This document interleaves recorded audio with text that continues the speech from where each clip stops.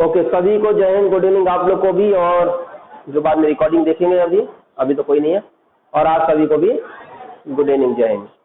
तो चलिए टॉपिक को स्टार्ट कर लेते हैं। मैंने आपको क्या क्या पढ़ाया था, जल्दी से इसको रिकॉल करते हैं।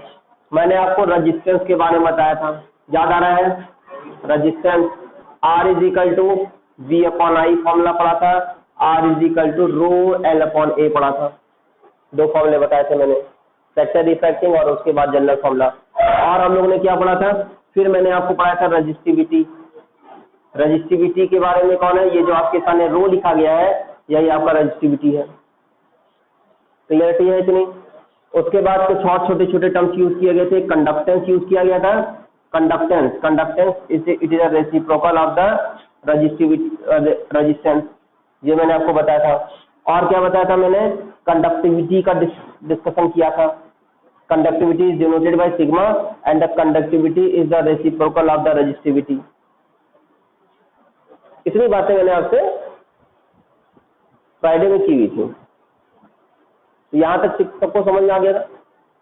कोई डाउट तो नहीं था यहाँ पे? चलिए अब इसी से थोड़ा आगे कंटिन्यू करते हैं, इसी से थोड़ा कंटिन्यू करते हैं थोड़ा आगे। देखो इसके बाद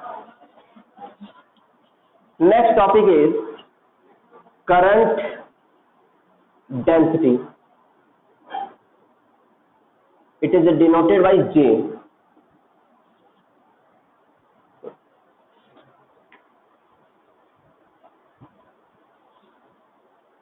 it is denoted by J। चलिए current density.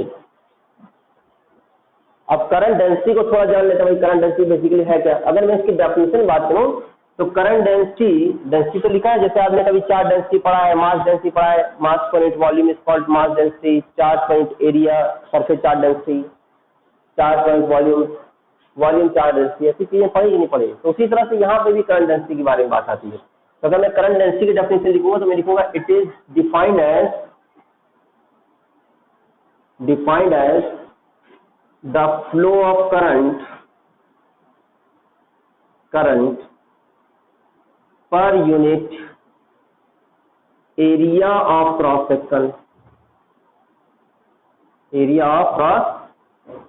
section of the conductor। ये डेफिनेशन है आपकी करंट डेंसिटी की। अब तुमको जैसे मैंने आपको पहले बताया था, करंट अपने आप में एक स्केलर क्वांटिटी है, ये सभी को पता है ना कि करंट एक ऐसी क्वांटिटी जिसके बाद डायरेक्शन होने के बावजूद भी जो है उसको हम लोग स्केलर मानते हैं। तो इसका मतलब है कि डायरेक्शन ऑफ करंट का कोई यूज नहीं है। एक तरीके से देखा जाए भाई करंट का स्केलर क्वांटिटी है, डायरेक्शन होने के बावजूद भी तो उसका कोई डायरेक्शन का यूज ही नहीं है। तो डायरेक्शन को थोड़ा सा डिस्ट्रैक्ट देने के लिए हम लोगों ने एक नया फिजिकल क्वांटिटी इंट्रोड्यूस किया, करंट डेंसिटी। डेफिनेशन क्या है? It is defined as the flow of current per unit area of the cross section. कि जैसे कंडक्टर है, कंडक्टर में करंट फ्लो रहा है तो उसके unit area of cross section से जितना करंट फ्लो हो जाएगा this is called current density. ये हम लोगों ने बनाया है। और करंट डेंसिटी अपने आप में एक वेक्टर क्वांटिटी है, not a scalar quantity. Current तो स्केलर क्वांटिटी, लेकिन अगर मुझे करंट को थोड़ा सा भी वेक्टर के फॉर्म में दिखाना है तो हम लोग किस फॉर्म में दिखाते हैं? इसको करंट डेंसिटी के फॉर्म में दिखाते हैं। ध्यान रखिएगा, इट्स अ वेक्टर क्वांटिटी। इससे पहले जितना भी आप पढ़ रहे हैं रेजिस्टेंस, रजिस्टिविटी एंड जितने भी है वो सब के सब आपकी क्या है? Scalar quantity. It is a vector quantity. तो थोड़ा सा और डिस्कस कर लेते हैं, थोड़ा देखिए यहाँ पे। तो it is defined as the flow of current per unit area of the cross section of the conductor. और मैथमेटिकली अगर मैं इसको लिखूं तो J is equal to I upon A, ये लिखा जा सकता है ना भाई? करंट पर यूनिट एरिया को यही तो लिखा जाता है। इतना आता है, इसको ज्यादा डिटेल में बात तो करने की जरूरत नहीं है, इतना समझ में आ चुका है, क्लियरिटी है। तो चलिए फिर आगे बढ़ते हैं। तो J is equal to I upon A। अगर अब इसकी SI यूनिट की बात करें कि भाई इसकी SI यूनिट क्या होगी, SI यूनिट ऑफ J क्या होगी? तो क्या होगी भाई? करंट है, करंट यूनिट क्या होती है? करंट यूनिट एम्पियर, और इसकी मीटर। तो ampere per metre square, short form में लिखो तो A/m स्क्वायर लिख सकते हो। या इसी को मैं लिख सकता हूं AM-2। इतना आया सबको? कहानी कंफ्यूजन तो नहीं हो रही है? क्लियरिटी है? इतना पहले लिख लो, फिर आगे बात करेंगे जल्दी से।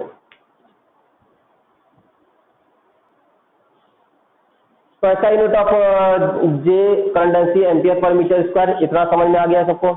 चलो आगे कंटिन्यू देखो और देखो। अब मैंने क्या कहा कि जो करंट डेंसिटी या वेक्टर क्वांटिटी है, तो current density is a vector quantity. अब दिमाग में दौड़ेगा कि भाई अगर सर वेक्टर क्वांटिटी है तो उसकी डायरेक्शन कहाँ मानी जाएगी, क्योंकि वेक्टर क्वांटिटी की अपनी कुछ डायरेक्शन भी होती है, ये सभी को पता है। तो अगर मैं इसकी वेक्टर क्वांटिटी तो इसकी direction and its direction is along the direction of current. इसकी डायरेक्शन किधर होती है? Along the direction of current, माने जिस डायरेक्शन में करंट होगा उसी डायरेक्शन में आपका करंट डेंसिटी की डायरेक्शन मानी जाती है, और it is a vector quantity. Clarity है? अब इसको लिखा कैसे जाएगा? वेक्टर फॉर्म में लिखना पड़ेगा ना। तो तुमने अभी करंट का क्या फॉर्मूला पढ़ा है? We know very well J equal to I upon A। तो I इक्वल टू क्या होगा? Current I equal to J into A, ये फॉर्मूला भी है। Current density into area. A कौन है? Area of the cross section, A is the area of the cross section, और I is the current flow through the conductor, और J is the current density. अब मैंने आपको कहा कि current density is a vector quantity. अब इसको मैं वेक्टर के फॉर्म में लिख दूं, इन वेक्टर फॉर्म, वेक्टर के फॉर्म में। अब ध्यान देना यहां पे वेक्टर फॉर्म में तो J के साथ मैंने वेक्टर बना दिया। थोड़ा 11 की कहानी आएगी, थोड़ा सुनना, बाद में लिख लेना बेटा, पहले समझ लो। मैंने J के साथ वेक्टर लगा दिया, वेक्टर फॉर्म में लिख रहा हूं। अब मुझे ये बताओ कि दूसरा जो आपके सामने A लिखा है, A is the area of the cross section. अगर मैं इसको स्केलर मान लूं, सुनना ढंग से, अगर मैं इसको क्या मान लूं? स्केलर मान लूं, तो मैंने पढ़ा है कि अगर product of the vector with scalar, अगर मैं किसी वेक्टर को किसी स्केलर क्वांटिटी से मल्टीप्लाई करूं तो we get always vector quantity. क्या मिलती है? हमेशा वेक्टर क्वांटिटी मिलती है। फिर तो देखो मैंने क्या बोला, मैंने कहा कि अगर मान लीजिए सपोज करो कोई वेक्टर आपके सामने है, और वेक्टर को अगर आप स्केलर से मल्टीप्लाई करो तो we get always vector quantity. Class 11th में आपने पढ़ा होगा ये चीज कि the multiplication of vector with the scalar with the numerical values. Numerical values से भी अगर किसी को मल्टीप्लाई वेक्टर को करें तो वेक्टर क्वांटिटी मिलती है, और किसी स्केलर क्वांटिटी से भी मल्टीप्लाई करते हैं तो we get the scalar quantity, sorry vector quantity. हमेशा ये पढ़े हो, याद है कभी 11th में? इसका एग्जांपल भी तुमने पढ़ा होगा कि भाई देखो स्केलर क्वांटिटी आपका मास है, वेक्टर क्वांटिटी आपका एक्सेलरेशन है, दोनों मिलकर के मल्टीप्लाई होने के बाद फोर्स देते हैं, force is a vector quantity. पढ़े हो? किसी वेक्टर को स्केलर से मल्टीप्लाई करें we get always we get the vector quantity, ये हमेशा ध्यान रखना। अब मान लीजिए कि मैंने कहा कि sir J is a vector quantity, और area of the scalar quantity, sorry area of the cross section अगर स्केलर क्वांटिटी है, तो अगर मैं वेक्टर क्वांटिटी को स्केलर क्वांटिटी से मल्टीप्लाई करूंगा तो according to logic we get the vector quantity. But I is a scalar quantity, it is a scalar. इसमें मुझे थोड़ा सा भी कंफ्यूजन नहीं है, इट इज स्केलर। क्योंकि स्केलर क्वांटिटी इसलिए क्योंकि ये कभी भी लॉ ऑफ वेक्टर एडिशन को फॉलो नहीं करता है। दो करंट आए किसी वायर में 5 एम्पियर और 3 एम्पियर, और इनका टोटल करंट अगर बोला जाए तो 8 एम्पियर है, चाहे 5 एम्पियर 3 एम्पियर कितनी भी डायरेक्शन में हो, उसे कोई फर्क नहीं पड़ता। यही रीजन है इसको स्केलर मानना जाता है। अब क्वेश्चन आता है कि किसी वेक्टर को स्केलर से मल्टीप्लाई करेंगे तो वाई वेक्टर मिलना चाहिए, लेकिन यहाँ पे तो स्केलर है। तो ये बताओ कि वेक्टर के साथ क्या चीज मल्टीप्लाई किया जाए कि we get the scalar quantity. Vector quantity के साथ क्या चीज मल्टीप्लाई किया जा सके? अगर तुमसे अगर मैं पूछूं कि एक वेक्टर क्वांटिटी है, दूसरा उसके साथ मल्टीप्लाई करना और रिजल्ट मुझे स्केलर चाहिए, तो बताओ वेक्टर क्वांटिटी से क्या चीज मल्टीप्लाई करो? ऑनलाइन स्टूडेंट आप भी बताने की कोशिश करिएगा। Vector quantity. जब किसी वेक्टर को वेक्टर क्वांटिटी से मल्टीप्लाई करोगे तो वी गेट द वेक्टर और स्केलर क्वांटिटी। कैसे? याद करो, तुम लोगों ने पढ़ा था vector A dot vector B, we get the scalar quantity, and vector A cross vector B, we get the vector quantity. पढ़ता है क्रॉस प्रोडक्ट डॉट प्रोडक्ट। तो कभी किसी वेक्टर के साथ किसी क्वांटिटी को मल्टीप्लाई करने के बाद अगर आपको स्केलर चाहिए तो ये तभी पॉसिबल है जब किसी वेक्टर का किसी अदर वेक्टर के साथ क्या हो रहा हो? मल्टीप्लिकेशन हो रहा हो। और this type of product is called dot product. और कैसा होना चाहिए? डॉट प्रोडक्ट होना चाहिए। कॉन्सेप्ट। तो जैसे ही मैंने करंट डेंसिटी को वेक्टर के फॉर्म में सोचा, और अगर मैं इस फॉर्मूले को वेक्टर के फॉर्म में लिख रहा हूं तो मुझे लिखना पड़ेगा I is equal to J dot A, और ए भी वेक्टर बनाऊंगा। This is the main formula, J dot A. ये नहीं है main formula, this is the main formula I is equal to J dot A. J कौन है? J is the current density, इसमें तो कोई डाउट नहीं है, वेक्टर क्वांटिटी है। और A, vector A is a area vector, area vector, vector is a area vector. अब जल्दी से बताओ एरिया वेक्टर के बारे में कितनों को पता है? जैसे मान लीजिए मैंने एरिया वेक्टर बोला तो तुमने कहा हाँ यार मुझे मालूम है, मैं जानता हूं एरिया वेक्टर का मतलब क्या होता है। तुम्हें पता है? किसी को नहीं पता है, सब मूर्ति बन के बैठा है। एरिया वेक्टर किसको कहते हैं समझना। मान लो कि ये आपके सामने क्रॉस सेक्शन है या सरफेस है, कोई मान लीजिए। Area vector the vector which is perpendicular to the surface. किसी एरिया, किसी क्रॉस सेक्शन, किसी सरफेस का अगर एरिया वेक्टर बनाना है तो the area vector the vector which is perpendicular to the surface, surface मान लीजिए या क्रॉस सेक्शन मान लीजिए। समझ गए? Perpendicular to the surface vector. अब इसके बाद दो चीजें होती हैं, एक तो मैग्नीट्यूड होता है, दूसरा डायरेक्शन। तो डायरेक्शन तो बता चुका हूं कि the vector whose direction is perpendicular to the surface या cross section, and the magnitude of this vector will always be area of surface या क्रॉस सेक्शन। द वेक्टर, और ये क्लास ये आपके फर्स्ट चैप्टर का टॉपिक है। जब आपको गॉस लॉ पढ़ाया जाता है, इलेक्ट्रिक फ्लक्स पढ़ाया जाता है, तो उससे पहले आपको एरिया वेक्टर की एंट्री कराई जाती है। बहुत बड़ा रूल है इसका। जब गॉस लॉ पढ़ा होगा आपने या इलेक्ट्रिक फ्लक्स पढ़ा होगा तो वहां पे phi is equal to E A cos theta लिखा, वहां पे फ्लक्स का फॉर्मूला अगर आपको याद होगा, पढ़े होगे तो आपने ये चीज पढ़ा था फ्लक्स में। मेन फॉर्मूला ये है फ्लक्स का। तो ये कौन है? दिस द एरिया वेक्टर, वो यही है। समझ गए? आइडिया लग रहा है? पढ़े चैप्टर 1 पढ़ा कि नहीं पढ़ा है? पढ़ लो बेटा, चैप्टर 1 रीड करो, और रीड करने के बाद जो डाउट्स है, पहले तो नोट्स लिया नहीं लिया, फंसा देगा तुमको चैप्टर 1 पे। चैप्टर 1 कदम कदम पे तुमको परेशान करने आएगा। तुमने नहीं पढ़े हो, तुम तो नए स्टूडेंट हो, पढ़े हो थोड़ा बहुत नहीं। चैप्टर 1, 2 जो है, जैसे आप मान लीजिए 3rd चैप्टर में आए हो तो फर्स्ट और सेकंड चैप्टर तुम्हारा छूट गया, तो उसको छोड़ना नहीं है आप लोगों को। जैसे मान लीजिए आप में से कोई जैसे आपने, मुझे लगता है फर्स्ट चैप्टर के बाद आए हो, लास्ट में जब फर्स्ट चैप्टर चल रहा था तब आपने ज्वाइन किया था, तो आपका फर्स्ट चैप्टर खत्म। तो उसको ऐसे थोड़ी कि आप बैठे हुए रहे और फर्स्ट चैप्टर तो खत्म ही रहेगा हमेशा।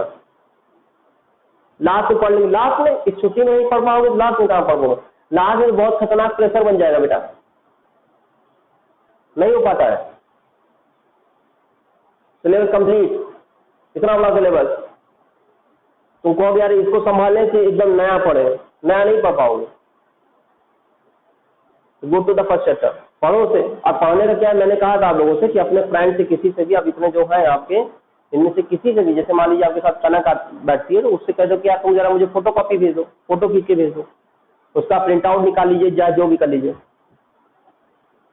और उसको रीड करिए और उसके बाद थोड़ा जल्दी आइए या लेट जाइए, थोड़ा सा रुक करके और पूछ के जाइए कि सर ये टॉपिक आज बता दीजिए टॉपिक। ऐसा नहीं कहूँगा पूरा पढ़ लो, पूरा पढ़ाया भी नहीं जा सकता, बहुत ज़्यादा है वो। लेकिन किसी टॉपिक को, जैसे कुछ टॉपिक इसे रीड करके तुमको समझ आएगा, लेकिन कुछ टॉपिक में अगर डाउट होगा तो कम से कम पूछोगे तो, नहीं तो ये बार बार आएंगे परेशान करेंगे तुम्हें। जैसे सेकंड चैप्टर अगर आपने पढ़ा तो सेकंड चैप्टर का लिंक आएगा यहाँ पे, अब आएगा तुम्हें। तो ये समझ में आए एरिया वेक्टर बेसिकली कौन है। तो I is equal to J dot it is a current density, it is area vector. Area vector कुछ नहीं होता, कोई भी एरिया ऑफ सरफेस है या क्रॉस सेक्शन है उसके परपेंडिकुलर एक ऐसा वेक्टर जिसका magnitude area of cross section के इक्वल होता है। This type of vector is called area vector. यहाँ क्रॉस सेक्शन भी हो सकता है, सरफेस भी हो सकता है। फिलहाल यहाँ पे क्रॉस सेक्शन का कॉन्सेप्ट इसलिए मैंने क्रॉस सेक्शन लिखा है, लेकिन सरफेस भी जनरली लिखा जा सकता है। इसी को जे डॉट ए जो लिखा हुआ है, इसी को अगर मैं लिखूं तो we can write the I is equal to J A cos theta, ये लिखा जा सकता है जे कॉस थीटा। समझ में आया? अब ये हो गया जे, जे आपका कौन है, magnitude of the current density, क्योंकि अब इस फॉर्म में लिखा, वेक्टर फॉर्म हटा दिया। ए कौन है, A is the area of the cross section, magnitude of the area vector. And theta कौन है, theta is the angle between the J and A. अगर मैं यहाँ पे डायग्राम बनाऊं, ध्यान देना जे कॉस थीटा लिखा हुआ है, सपोज करो कि ये आपके सामने क्रॉस सेक्शन है और करंट ऐसे फ्लो रहा है। तो किसी कंडक्टर क्रॉस सेक्शन ऐसे बना दिया, करंट ऐसे फ्लो रहा है। तो अगर मैं तुमसे कहूं कि यहाँ पे एरिया वेक्टर कैसे होता है, area vector always perpendicular to the cross section या सरफेस, तो this is the direction of the area vector A. And according to the definition, the current density is a vector quantity and its direction is along the direction of the current. So here the direction of the J is along the direction of the current. This is the J. This is the angle is the theta between the A and J. This. समझ गए? पक्का आ गया है? लेकिन तुम्हारे level पे ना तुमको कभी ये मिलेगा ही नहीं। तुम्हारे लेवल पे क्या मिल रहा है बेसिकली, तुम्हारे लेवल पे क्रॉस सेक्शन है किसी कंडक्टर का, मान लीजिए कंडक्टर है, ये कंडक्टर है, ये कंडक्टर क्रॉस सेक्शन है और यहाँ पे जो करंट है वो always perpendicular to the cross section हो रहा है। तो तुमको यही मिलेगा, कंडक्टर है और जो क्रॉस सेक्शन कंसीडर है perpendicular to the cross section जो है करंट हो रही है। समझ में आ रहा है? और अगर यहाँ पे करंट का direction perpendicular to the cross section है तो जाहिर सी बात है करंट डेंसिटी की डायरेक्शन भी इधर ही होगी। अब करंट डेंसिटी डायरेक्शन तो ठीक है, लेकिन अगर मैं एरिया वेक्टर की बात करूं और area vector always perpendicular to the surface या क्रॉस सेक्शन, तो डायरेक्शन ऑफ एरिया वेक्टर भी इधर ही होगा। दिस होगा कि नहीं होगा? नहीं, कुछ लॉजिक कुछ कॉन्सेप्ट है एरिया वेक्टर से रिकॉर्डिंग। एरिया वेक्टर अगर आपके सामने ओपन सरफेस है, ये ओपन है, तो area vector is always along the direction of the electric field and direction of electric field and direction of current both are along the same direction, both are same direction। बताऊंगा अभी थोड़ी देर में, आगे एक next topic चलेगा उसमें आएगा।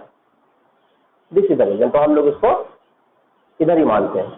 ये हम लोगों ने कुछ अपने आप को इजी बनाने के लिए बनाया गया कि भाई एरिया वेक्टर की डायरेक्शन की क्योंकि अपोजिट भी ले सकते हैं जैसे आपने बोला है, तो यहाँ पे बनाया गया है कि आपको जब भी एरिया वेक्टर लेना है तो along the direction of electric field लेना है और इलेक्ट्रिक फील्ड की डायरेक्शन और करंट की डायरेक्शन हमेशा सेम होती है। क्लियरिटी है? पक्का समझ में आ गई बात? इतना आप लोग को भी आ गया है? क्यों ऐसा बोल रहा हूँ, ये सब चीजें आपको आगे धीमे धीमे पता चलता रहेगा कि मैंने क्यों कहा कि direction of electric field and the direction of the current both are in same direction. ये आपको कल जब मैं आपको डिस्क लॉस की पढ़ाऊंगा वहां पे पता चल जाएगा कि ऐसा मैंने बोला क्यों है। यहाँ तक आ चुका है। अब तुमसे अगर मैं यहाँ पे पूछूं इस केस में जो जनरली आपने 12th क्लास में पढ़ना है, तो है the theta is equal to 0 degree, क्योंकि भाई जे और ए दोनों सेम डायरेक्शन में, और अगर थीटा 0 डिग्री है तो then we get according to this formula I is equal to J A cos theta is equal 0 degree. Cos 0 value क्या होती है 1, then we get the I is equal to J. तो जो शुरुआत में मैंने तुमको ये फॉर्मूला दिखाया था J is equal to I upon A, जिसको आपने I is equal to J से बनाया हुआ है, वो यहां से बना है। अब मुझे डेफिनेशन में एक लाइन और जोड़नी चाहिए थी बेसिकली, वो दूसरी बात है कि तुम 12th क्लास में तो जोड़ने का मतलब नहीं बैठता है, ग्रेजुएशन नहीं, इसी डेफिनेशन में आपको जोड़ना पड़ता कि द करंट, जो आपके सामने मैंने लिखा था डेफिनेशन में, the current volume area of cross section of the conductor, तो इसमें ये भी लिखना था कि जो करंट का जो डायरेक्शन है वो perpendicular to the area of cross section है, ये भी लिखना चाहिए था। लॉजिक तो यही कहता है, लेकिन आपके लेवल पे नहीं भी लिखेगा तो हम लोग मान लेते हैं, कोई इश्यूज नहीं है। मोटा मोटा मुझे आपको जो समझाना था वो ये मेन फॉर्मूला था, और बाद में ये फॉर्मूला हम लोगों ने कैसे लिखा है ये मैंने आपके साथ डिस्कस किया। और वेक्टर क्वांटिटी का कॉन्सेप्ट क्या है ये चीज है, नहीं तो आप फंस जाओगे कि यार वेक्टर है, स्केलर है, क्या कौन क्या क्या है, इसमें कंफ्यूजन क्रिएट हो सकता था। आ गया सबको? अब नोट कर लीजिए। ऑनलाइन स्टूडेंट बेटा, अगर यहाँ तक में कोई कंफ्यूजन है तो पूछो।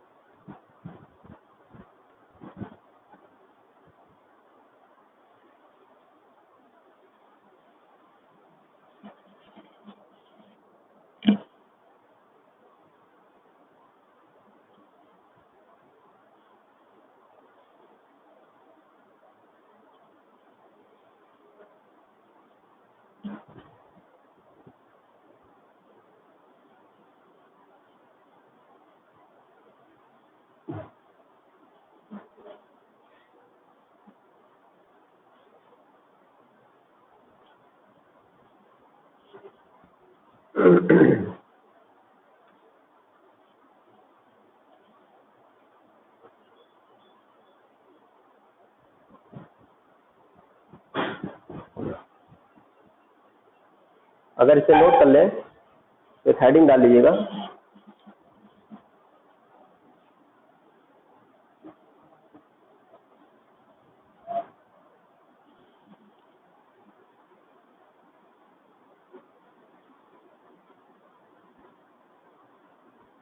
इतना नोट कर लेंगे तब हेडिंग डालिएगा। Vector form of Ohm's law, इसी को ये भी बोल सकता है।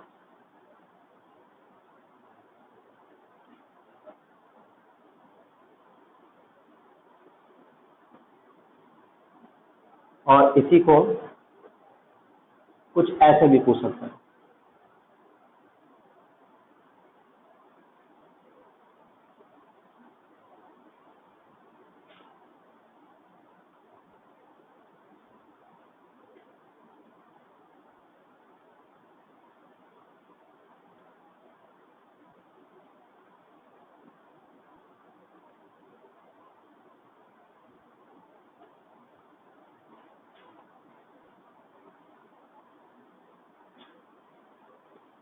ठीक है, इसे नोट कर लीजिएगा तो उसके बाद हेडिंग डालिएगा। किसी का रह तो नहीं है ये नोट करना?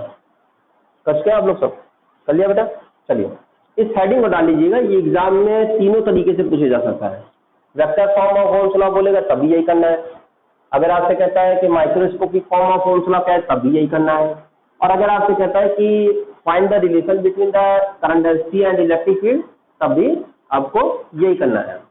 और इस डेरिवेशन को मैं दो तरीके से कराऊंगा, एक तो जनरल डेरिवेशन अभी कराऊंगा, और एक आपको जब डिफ्ट वेलोसिटी पढ़ा दिया जाएगा तो उसके बाद भी इसको डिराइव कराया जाएगा। वहां पे बोलता है in terms of drift velocity find the relation between the electric intensity and current density and so on, कहेगा by using the drift velocity. तो जब बाय यूजिंग बोल देगा तो डेरिवेशन थोड़ा बदल जाएगा, अगर कुछ नहीं बोलेगा तो ये जनरल डेरिवेशन है वो मैं आपको कराऊंगा। कहानी क्लियर है? चलिए आगे बढ़ते हैं। तो सपोज करो कि आपके सामने कंडक्टर है, जिसका लेंथ L है, द लेंथ ऑफ L हो गया। इसका area of cross section A मान लेते हैं, और इससे आपने क्या किया, पोटेंशियल डिफरेंस प्रोवाइड कर दिया, इधर पॉजिटिव हो गया, उधर निगेटिव हो गया। यहाँ पे पोटेंशियल डिफरेंस पॉजिटिव निगेटिव का मतलब पॉजिटिव और निगेटिव नहीं है, पॉजिटिव मतलब high potential and this is the low potential. Clear है? और अकॉर्डिंग टू जो Ohm's law, general Ohm's law पढ़ा है, आपने देखा था कि जब भी मैं पोटेंशियल डिफरेंस किसी कंडक्टर में प्रोवाइड कर देता हूं तो we get the current and the direction of current is always from high potential to the low potential.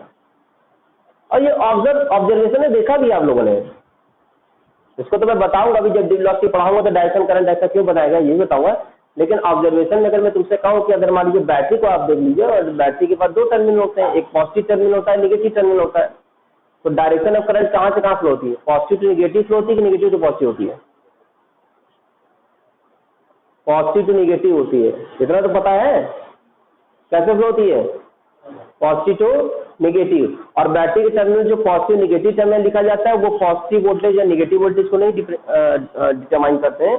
Positive battery का positive terminal means high potential और negative terminal means low potential, इसको ध्यान रखना। ठीक है, हाई और लो होता है वो। हाँ ठीक है, बोलचाल भाषा में हमने पॉजिटिव निगेटिव, लेकिन पॉजिटिव निगेटिव का बेसिकली मोटा मोटा अगर मतलब निकाला जाए तो कुछ सही नहीं होता है। ये कहानी है। अब यहाँ पे मैंने इलेक्ट्रिक फील्ड टर्म यूज किया तो यहाँ पे इलेक्ट्रिक फील्ड को भी दिखा देते हैं। अगर डायरेक्शन ऑफ इलेक्ट्रिक फील्ड किधर है तो डायरेक्शन ऑफ इलेक्ट्रिक फील्ड को भी मैं राइट हैंड डायरेक्शन दिखाऊंगा, along the direction of current दिखाऊंगा। तुम कहोगे सर इलेक्ट्रिक फील्ड डायरेक्शन इधर क्यों होगी? तो यहाँ पे मैं मोटा मोटा कहूंगा कि आपने अगर सेकंड चैप्टर पढ़ा होगा तो सेकंड चैप्टर में एक बहुत इंपॉर्टेंट, एक बड़ा अच्छा स्टेटमेंट आया है कि the direction of electric field is, जो आपके सामने जो इलेक्ट्रिक फील्ड डायरेक्शन है, is always along the decreasing potential. या अगर मैं यहाँ पे बोलूँ कि potential decreases along the direction of electric field, electric field की डायरेक्शन में जैसे आप पॉइंट्स को देख लें, ये पॉइंट ए है, पॉइंट बी, पॉइंट सी जो भी है, तो अगर पोटेंशियल बी ए, बी बी और बी सी है तो हमेशा आप देखिएगा कि बी ए की वैल्यू बी बी से ज्यादा होगी और बी बी की वैल्यू बी सी से ज्यादा होगी। यह आपको तब पढ़ाया गया था जब मैंने आपको E equal to minus D B by D X बताया था, या D B is equal to formula बताया था minus E D X cos theta. अब जिन स्टूडेंट्स ने सेकंड चैप्टर पढ़ा होगा तो और ढंग से पढ़ा होगा तो उनको ये माइंड बैठा होगा।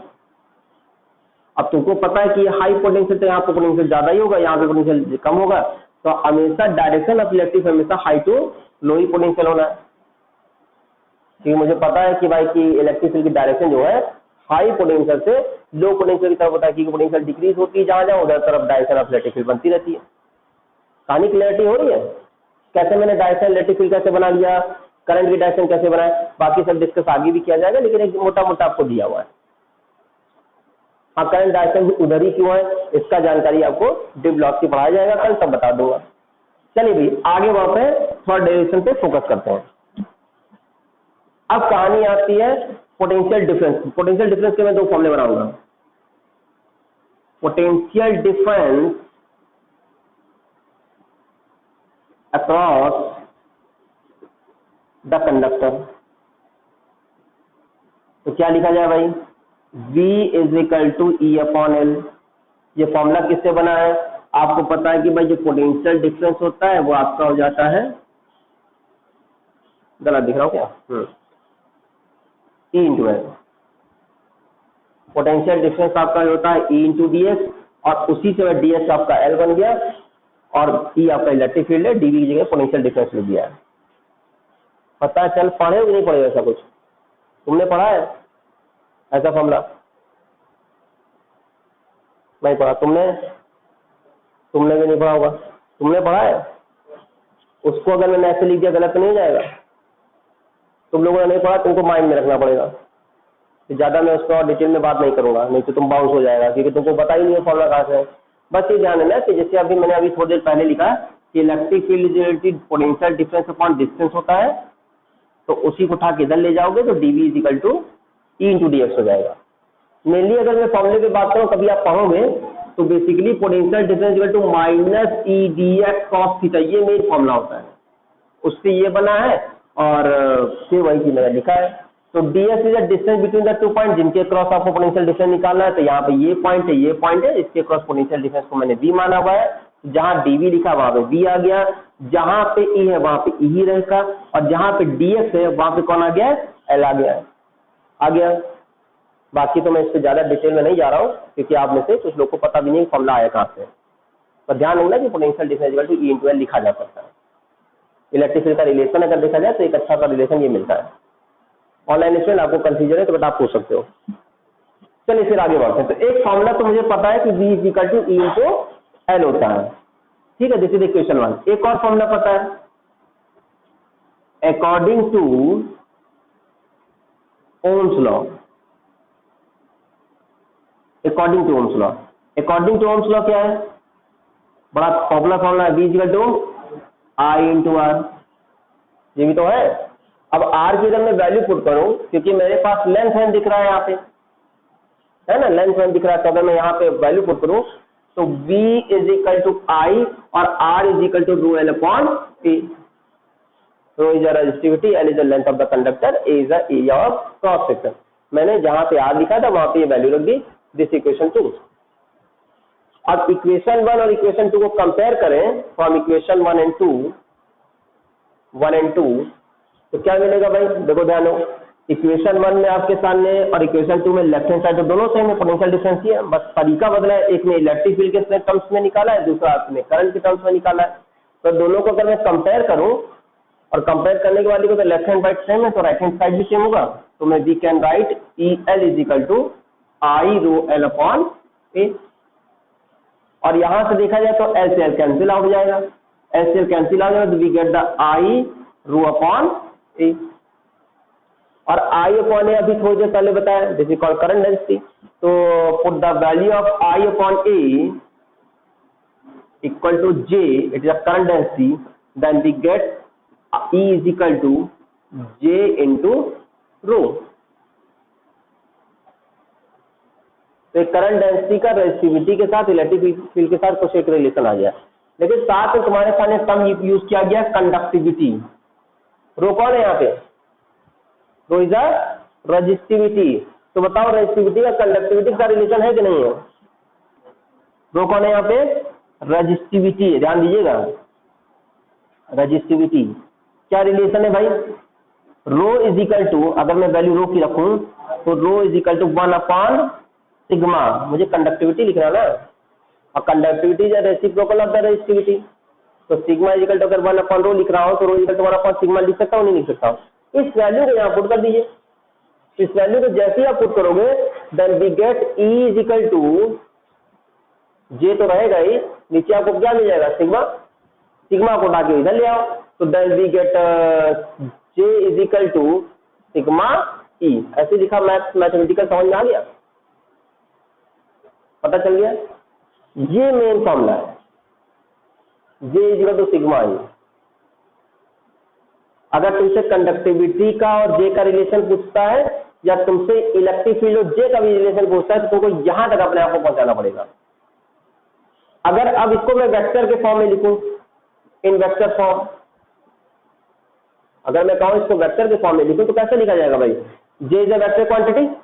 अब तुमको पता है कि इलेक्ट्रिक फील्ड इंटेंसिटी भी वेक्टर क्वांटिटी है,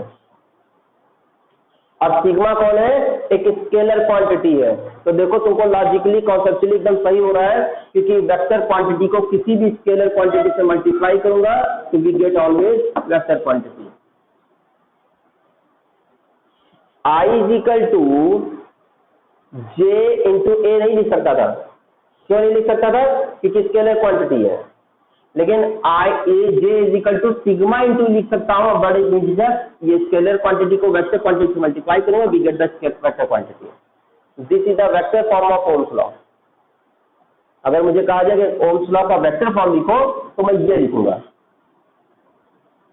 और यहां पे आपका सिग्मा कौन है, कंडक्टिविटी है, सिग्मा इज अ कंडक्टिविटी, और अगर सिग्मा कंडक्टिविटी है तो वी कैन राइट कांस्टेंट भी होना चाहिए फिर एक पर्टिकुलर मटेरियल के लिए, तो मैं ये भी लिख सकता हूं कि जो है it is a directly proportional to the electric intensity. मतलब अगर मैं इलेक्ट्रिक इंटेंसिटी किसी कंडक्टर में बढ़ा रहा हूं तो मैं ये देखूंगा कि उसकी करंट डेंसिटी भी बढ़ी होगी, मतलब यूनिट एरिया में करंट की वैल्यू सीधे सीधे जो है इलेक्ट्रिक फील्ड बढ़ाएगा। समझ आ रहा है, क्लियरिटी हो गई है। अब इतना नोट कर लीजिए।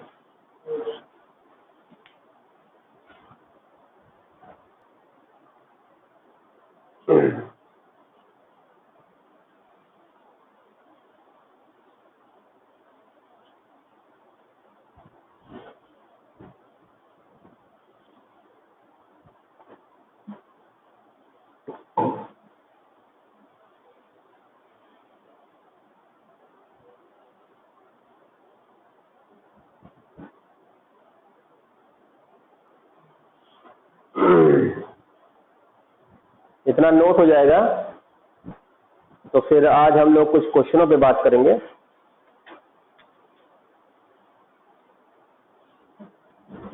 ये वाला पोर्शन नोट हो चुका है सबका? इधर का टच क्यों?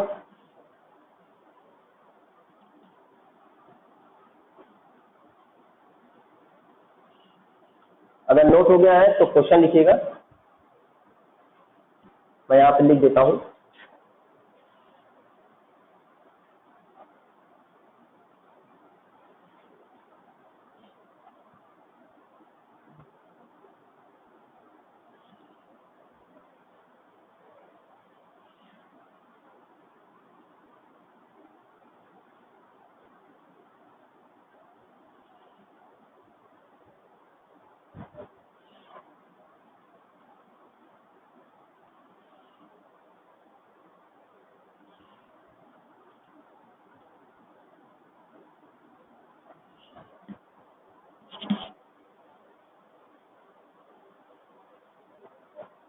मैं आप लोग को रेसिस्टिविटी, कंडक्टिविटी ये सब पढ़ा चुका हूँ ना, कंडक्टेंस।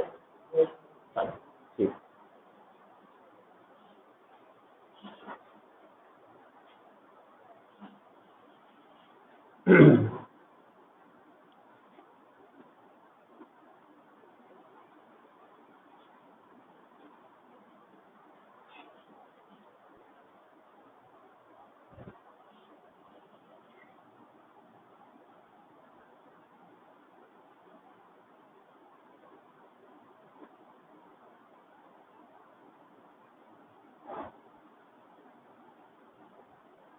ये क्वेश्चन है। जब आप नोट कर लेंगे सारा सारा तो उसके बाद ये क्वेश्चन नोट कर लीजिएगा। Calculate the resistivity of a material of a wire 10 metre long, 0.4 mm in diameter and having a resistance of 4 ohm. This is the question. Solve and जब इसको नोट कर लेंगे सारा तब इसको सॉल्व करिएगा और उसके बाद मुझे आंसर बताइए। ऑनलाइन बेटा आप लोग आपके लिए भी है।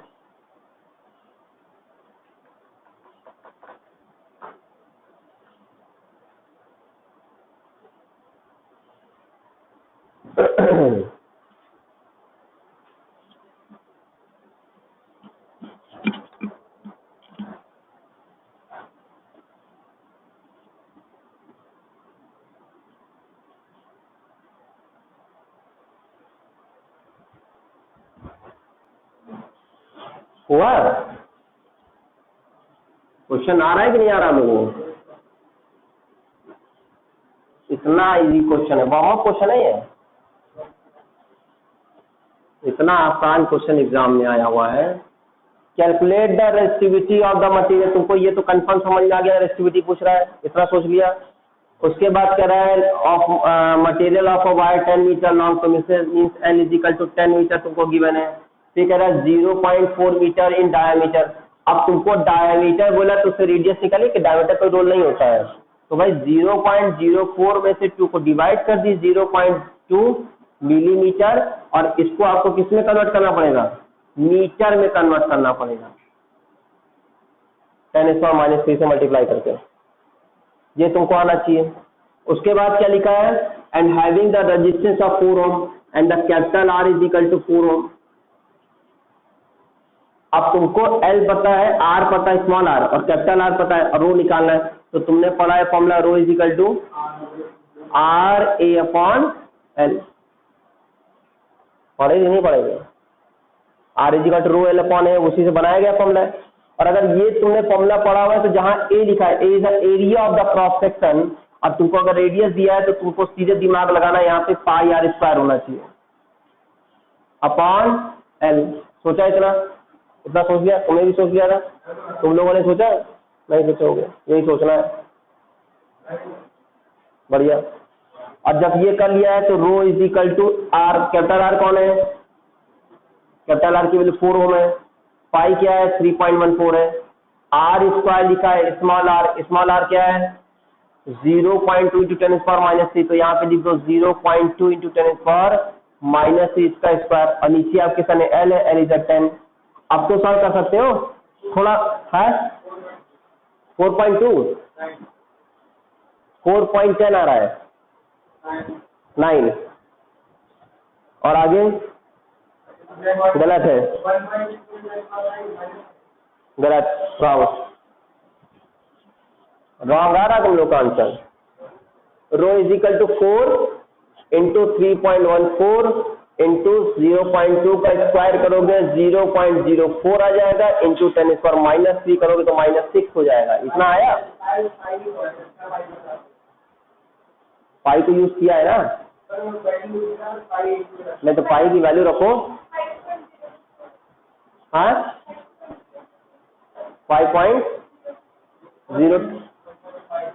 1.5 समथिंग कुछ नहीं आ रहा बेटा, यहाँ पे सब गलत बता रहे हो।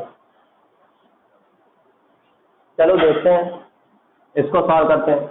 अच्छा बताओ, ये जीरो उठा के ऊपर ले जाऊं तो मुझे लगता है कि ये हो जाएगा 4 इंटू 3.14 इंटू 0.04 इंटू 10⁻⁻⁷, क्योंकि ऊपर जाके एक और निगेटिव ले आएगा। चलो ट्राई करते हैं, 4 का 3.14 से मल्टीप्लाई करके बताओ कितना आया। पहले इस, हाँ चलो इसे करते हैं, 4 4 जा 12, नहीं 16, 4 1 जा 4 1 5, 4 3 जा 12, 12.56 इंटू 0.04 इंटू 10⁻⁻⁷ रहने देते हैं, कोई दिक्कत नहीं है।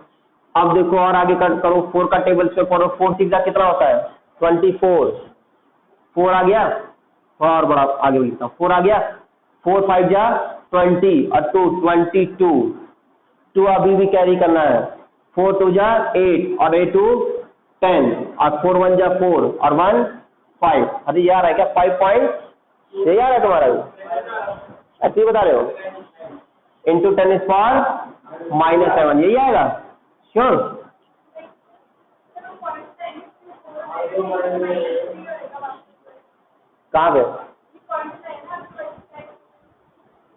कहाँ पे मल्टीप्लाई करके पॉइंट लगा, ये वाला अभी मैंने डेसिमल लगाया नहीं, अब तो अभी लगाऊंगा ना, अभी डेसिमल नहीं लगाया मैंने आंसर। अच्छा मैं तो चेक कर रहा हूँ फिर। 4 6 जा सही है, 4 4 जा 16, 4 1 जा 4 5, 4 3 जा 12 और 4 6 जा 24, 4 5 जा 20 to 22, 4 2 जा 8 और 2 10 एंड 4 1 जा 4 5। तो यहाँ पे जो ये आंसर आ रहा है, उसके बाद आपके सामने डेसिमल 1 2 3 4 1 2 3 4 0.5024 इंटू 10⁻⁷ ओम मीटर, यही आंसर आ रहा है। हाँ डेसिमल आगे शिफ्ट करोगे तो यहाँ पावर बढ़ जाएगी, यही कह रही हो। हाँ ये कर सकते हो, ऐसा करोगे तब भी आंसर आ जाएगा। इनका आंसर क्यों गलत आ रहा है भाई, ये क्यों गलत कर गए, हमने गलत किया क्या कहेंगे।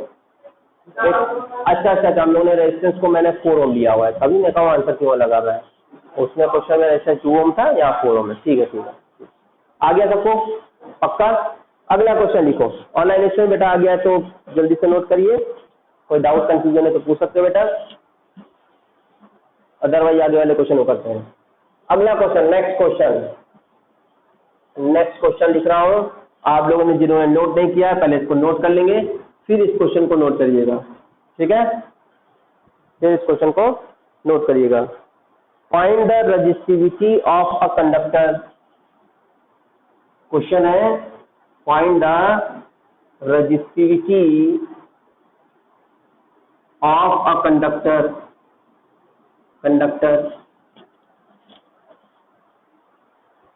लिख लिया। in which a current density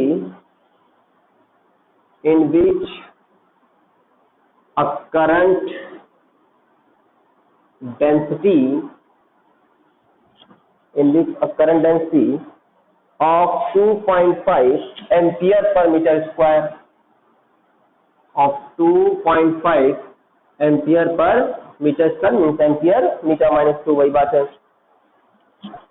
is found to exist, is found to exist when an electric field of when an electric field of 15 volt per meter, volt per meter minus 1 is applied on it,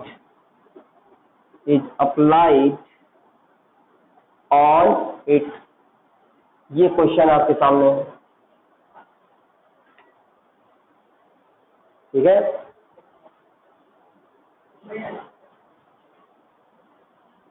मिटा दें इसे, solution लिख चुके हो तुम लोग सारे?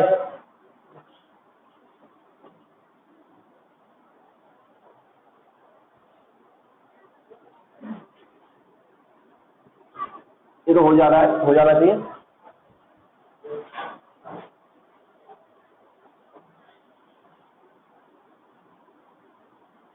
Find the resistivity of the conductor, rho पूछ रहा है, करंट डेंसिटी दिया हुआ है 2.5 एम्पियर मीटर माइनस 2, कितना आएगा, और इलेक्ट्रिक फील्ड है वोल्ट पर मीटर, कितना 6, right, 6 is the right answer. आया? यही बारा लगना है, तुमसे हो रहा है बेटा, ट्राई मारो कोई बात नहीं, बढ़िया सोचे हो। इलेक्ट्रिक फील्ड और जे का कौन सा रिलेशन है, सूत्र निकालनी है ना, हाँ ये लगाओगे, वेरी गुड, सही दिमाग लगा दो।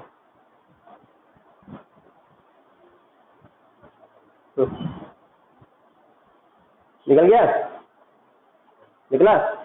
क्या फॉर्मूला सोचा? देखो आप तुम्हारे जब तुम एग्जाम में क्वेश्चन करोगे ना तो रेजिस्टिविटी का तुम्हें रिलेशन नहीं याद आएगा, तुमको ना ये याद आएगा, ये मेन फॉर्मूला तुमको माइंड में रहेगा, वो रो वाला नहीं रहेगा। मैं कहूँगा रो वाला लगा दो डायरेक्ट, लेकिन एक्चुअल में क्या है एग्जाम यही रहेगा क्योंकि आप रिलेशन आपने यही निकाला होगा, डेरिवेशन आपने यही किया होगा, तुम्हारे माइंड में यही बैठेगा। अब तुमको ये कंडक्टिविटी लिखा लेकिन तुमको फाइंड रेजिस्टिविटी करना है, तुम क्या करोगे, जहां रो लिखा है वहां पे, जहां सिग्मा लिखा है वहां पे रो लिख दोगे 1/2, क्योंकि सिग्मा इजिकल टू 1/2 होता है। तब तुम यहाँ पहुंच जाओगे, रो निकालना है, रो को उठा के इधर ले आओ, जे को उठा के इधर ले जाओ, तो रो इजिकल टू ई अपॉन जे। अब वैल्यू रख दो, तो ई अपॉन जे, ई का वैल्यू कितना था 15, जे का वैल्यू कितना था 2.5, जैसी तुम डेसिमल हटाओगे तो ऊपर 0 बढ़ जाएगा, नीचे 25 आ जाएगा, और 25 6 जा 150, then rho is equal to 6 ohm meter, this is the answer। आ गया? क्लियर? चलो इसे जल्दी से नोट करो, फिर प्रैक्टिस पेपर आप सभी के पास होगा, उसके कुछ क्वेश्चनों पे बात करते हैं। थक गए क्या? एक आध क्वेश्चन और कर लेते हैं, कुछ नहीं जाता है, छोटा छोटा क्वेश्चन है। आप लोग ना क्वेश्चन नंबर 16 देखिएगा, क्वेश्चन नंबर 16 नहीं लाए हो? बढ़िया बेटा, लड़कियां जल्दी इस तरह से प्रैक्टिस पेपर नहीं बोलती हैं, वो प्रिया एकदम संभाल मार के रखता है, ये सबसे बढ़िया लड़का। बेटा तुम जरा दे देना, वापस जरूर ले लेना लड़कियों से, तुम्हारे पास है?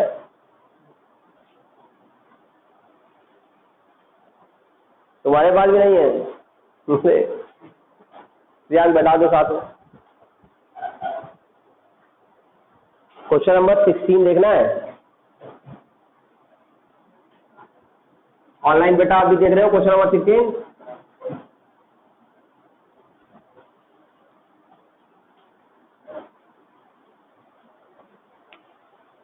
ओके